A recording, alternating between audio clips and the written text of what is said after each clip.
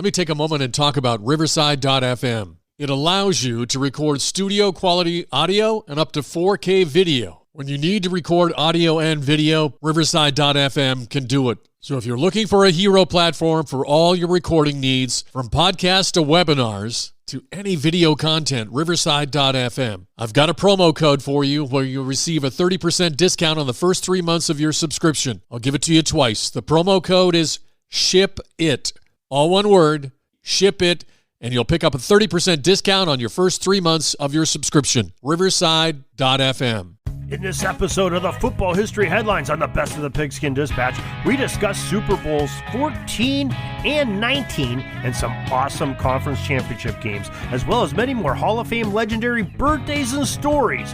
All this and more coming up in one moment. This is the Pigskin Daily History Dispatch, a podcast that covers the anniversaries of American football events throughout history on a day-to-day basis. Your host, Darren Hayes, is podcasting from America's North Shore to bring you the memories of the gridiron, one day at a time. So as we come out of the tunnel of the Sports History Network, let's take the field and go no huddle through the portal of positive gridiron history with PigskinDispatch.com. This podcast is part of the Sports History Network, your headquarters for the yesteryear of your favorite sport. You can learn more at sportshistorynetwork.com. Hello, my football friends. This is Darren Hayes of PigskinDispatch.com. Welcome once again to the Pig Pen, your portal to positive football history. And we are going to talk about the January 20th gridiron history in our football history headlines today. And let's get started. We're all the way back in 1950 at the Bellevue Stratford Hotel in Philadelphia. The Detroit Lions picked Leon Hart from the University of Notre Dame with the first pick of the 1950 NFL Draft. The interesting thing about this draft class was that not one player in the top 10 picks had become Hall of Famers at this time of this podcast per the ProFootballReference.com website. San Francisco's pick of Leo Nomellini at number 11 is where we see the first of this draft class to make the Pro Football Hall of Fame. The only other Hall member from this draft to make the Hall of Fame was Ernie Staudtner as the 22nd overall pick by Pittsburgh. January 20th, 1974, at Arrowhead Stadium in Kansas City, Missouri. At the 24th NFL Pro Bowl, it was a game for the lovers of good defenses to witness as the AFC held on against the NFC 15-13. The coaches of the teams were John Madden for the AFC against the strategies of the Cowboys' Tom Landry. According to the American Football Database, Miami kicker Garo Yepremian was the most valuable player in the contest as he scored all of the AFC's points in his 5 successful field goals, which is still a Pro Bowl record. It's interesting to note that the victors each received $2,000, while each member of the losing team put $1,500 in the bank. January 20th, 1975, at Miami's Orange Bowl. The coaches at the 25th NFL Pro Bowl were John Madden of the AFC's Raiders and Chuck Knox of the LA Rams, according to the VictoriaAdvocate.com website. The Pro Bowl was still an important game back then, as even the Monday Night Football crew was there to carry it live on ABC. The game was Larry Zonka's 5th and final Pro Bowl game that he played in. The outcome of the contest had the NFC squad of stars edging out their AFC counterparts 17-10. The game's MVP was James Harris, the quarterback of the Los Angeles Rams. January 20th, 1980, the Rose Bowl in Pasadena, California.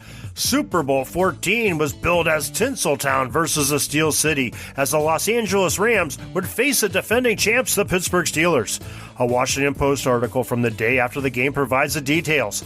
The Steelers entered the game as 11-point favorites, and they covered that spread, but the game was not an easy one from them by any means. A timely interception by Jack Lambert, spectacular catches by Lynn Swann and John Stallworth, and a near-record passing performance from Terry Bradshaw were all needed to overcome the Rams. The LA defense put the Blonde Bomber under pressure all game and picked off 3 of his passes, but he shrugged off those and entertained the crowd of over 103,000 packed into the Rose Bowl to watch a fourth-quarter surge by the Steelers. Pittsburgh was in fact trailing 19-17 early in the fourth before Stallworth scored by reeling in a 73-yard bomb early in the fourth stanza to erase a 19-17 Rams lead. Then Stallworth somehow gathered in a 45-yarder in the midst of 3 Ram defenders with 3 minutes left to set up a Franco Harris 1-yard plunge to ice the game. The Pittsburgh Steelers retained their World Championship with a 31-19 victory over the LA Rams. Terry Bradshaw was named as the game's MVP. January 20th, 1985, at Stanford Stadium in Stanford, California. At Super Bowl 19, the San Francisco 49ers knocked off the Miami Dolphins 38-16. According to the 49erswebzone.com website, they described the game as a one-sided affair where a young Dan Marino and the Dolphins found themselves vastly overmatched against a guy named Joe Montana and a stiff 49ers defense. The 49ers defense played exceptionally well, as they had all but silenced the hot hand of Dan Marino and made the high-powered Dolphin offense look quite pedestrian. Joe Montana threw for 331 yards and 3 scores as he earned the Most Valuable Player award in the 49ers victory. Now let's go on a run of talking about some great conference championship games that led teams to the Super Bowl. We'll start off on January 20th, 1991 at Rich Stadium in Orchard Park, New York. The AFC Championship game for the 1990 season culminated in the Buffalo Bills blasting the Los Angeles Raiders 51-3. Bills quarterback Jim Kelly threw for 300 yards and 2 TDs, and his favorite target was James Lofton, who caught 5 balls for 113 and a score, and Thurman Thomas rushed for a touchdown as part of his 138 yards on the ground. That same day in 1991 at Candlestick Park in San Francisco, there was only 1 touchdown scored in the NFC Championship game for the 1990 season, and it was by the team that ended up on the losing side. I know that doesn't sound right to hear, but Joe Montana's 61-yard scoring strike to wide receiver John Taylor in the third quarter was the only time either team crossed the goal line per the ProFootballReference.com. Matt Barr of the Giants had an active day as he kicked 5 field goals to supply all of the Giants' points as they beat the San Francisco 49ers 15-13. January 20th, 2008, Gillette Stadium in Foxborough. The New England Patriots defeated the San Diego Chargers 21-12 in the AFC Championship game. According to the ProFootballReference.com, Tom Brady tossed 2 touchdown passes, and Lawrence Maroney rushed in another one to power the scoring for the Patriots to advance them to Super Bowl 42 with an unblemished 18-0 record. That same day in 2008, Lambeau Field, Green Bay, Wisconsin. The NFC Championship game was a great quarterback matchup as Eli Manning and his Giants would run their offense and go against Brett Favre and his offense with the Packers, according to the ProFootballReference.com. Favre got the better of the quarterback battle as he passed for 236 yards and 2 touchdowns, but his 2 picks were costly as the New York Giants beat the Green Bay Packers 23-20 in overtime to earn the right to face the Patriots in Super Bowl 42. January 20th, 2013, another game at Gillette Stadium in Foxborough. In the 2012 season's AFC Championship tilt, it was the Baltimore Ravens who more than doubled up the New England Patriots by the score of 28-13. Tom Brady threw for a solid 320 yards against a tough Ravens defense, but with just 1 touchdown and having 2 passes intercepted, it was upstaged by the 3 scoring passes by Joe Flacco, who kept the ball out of the defender's hands per the ProFootballReference.com to advance them to Super Bowl 47.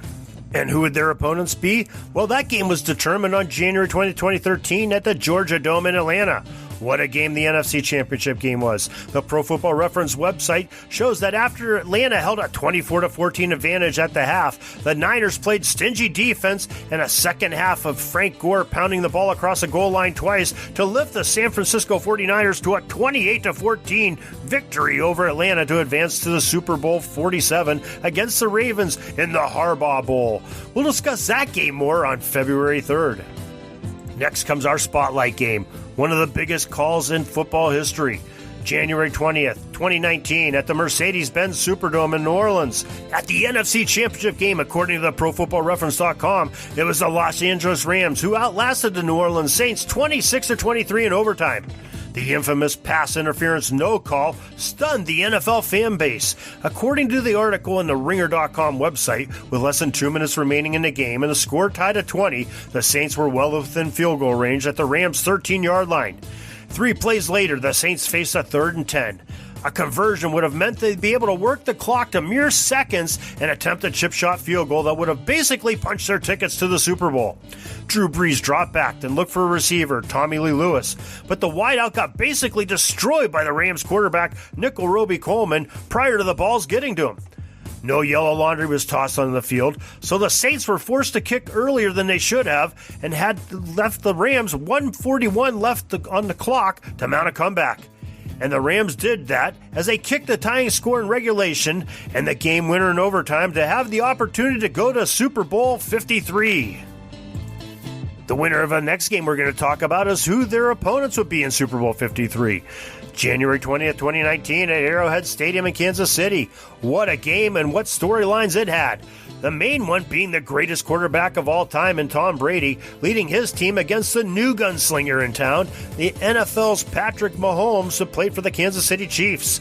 They had each brought their bright spots into the contest, but none was any bigger than Mahomes putting the Chiefs on his back and scoring 24 points in the fourth quarter, including a game-tying field goal drive with just 8 seconds left in regulation for the ProFootballReference.com.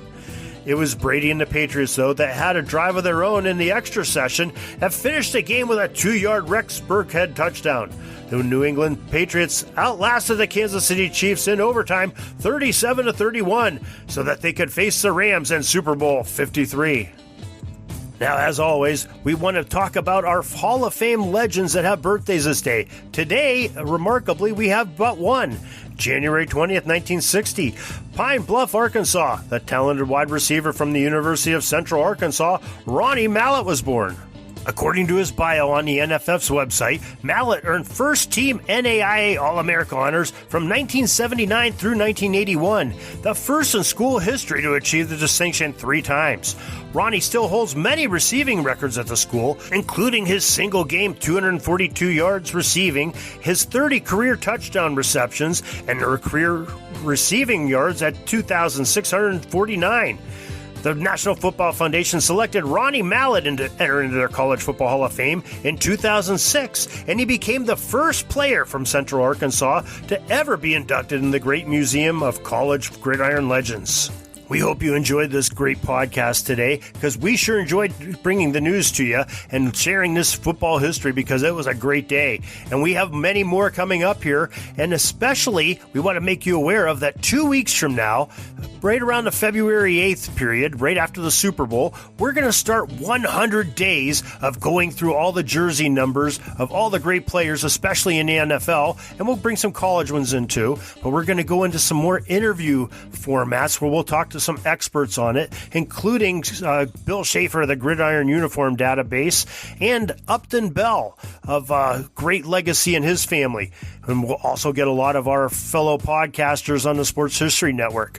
So make sure you don't miss tomorrow's episode for January 21st, and don't miss these episodes coming up for the next 100 days or so, because we're going to have some great things to talk about and talk to some really legends of the game and some great football historians, including many of our own podcasters here in the Sports History Network. So join us by going to thesportshistorynetwork.com and clicking the podcast there, or you can go to pigskindispatch.com and find every one of our episodes there, and you can hit the subscribe button, or just go to your favorite podcast provider and say, hey, I want to subscribe to this podcast, and check out some of my partners on the Sports History Network's podcast too, because they have some excellent guests, and their personalities are just out of this world too by the hosts. So make sure you check it out, sportshistorynetwork.com, pigskindispatch.com. Peeking up at the clock, the time's running down. We're going to go into victory formation, take a knee, and let this baby run out. Thanks for joining us. We'll see you back tomorrow for the next podcast. We invite you to check out our website, pigskindispatch.com, not only to see the daily football history, but to experience positive football with our many articles on the good people of the game, as well as our own football comic strip, Cleat Marks Comics. Pigskindispatch.com is also on social media outlets, Facebook, Twitter, Instagram, and don't forget the Pigskin Dispatch YouTube channel to get all of your positive football news and history. A special thanks to the talents of Mike and Jean Monroe, as well as Jason Neff, for letting us use their music during our podcast. This podcast is part of the Sports History Network, your headquarters for the yesteryear of your favorite sport. You can learn more at sportshistorynetwork.com.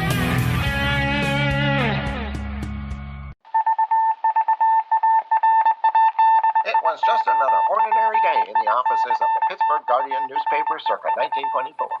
But for Marla Delft, assistant editor, everything was about to change. For she was about to discover the awesome attractiveness of Row 1 brand retro sports paraphernalia items thanks to Orville Mulligan, sports writer. And there it is. Wow, Orville, that's really the bee's knees. Isn't it just? A poster-sized replica of the actual 1909 World Series program cover. I can see that. But where did you get it? And where'd you get it framed? I ordered it from the Row 1 website, where over 6,000 items of sports memorabilia from the 1880s to the 1990s are available for reproduction in multiple sizes and in several different materials, with over a dozen styles of frame to choose from for prints like this. Well, I'm sure Mr. Delft would love to put up more of these in the office. But I'm equally as sure they're beyond this newspaper's budget. Not at all, my dear Marla. See for yourself. Go to sportshistorynetwork.com/row1. sportshistorynetwork.com/row1. Oh my, these are good prices. Oh, and look at this stuff. Oklahoma-Nebraska football, college basketball art, Michael Jordan items. And so it retro was that sports Marla Delft advertisement discovered the placards. splendiferous magic of Row 1 sports memorabilia, arts, and prints. You can too by visiting sportshistorynetwork.com/row1. That's ROW1 today for access to the full Row 1 catalog of gallery prints and gifts like t-shirts, long-sleeve shirts, telephone cases, coffee mugs, blankets, pillows, towels, and even shower curtains.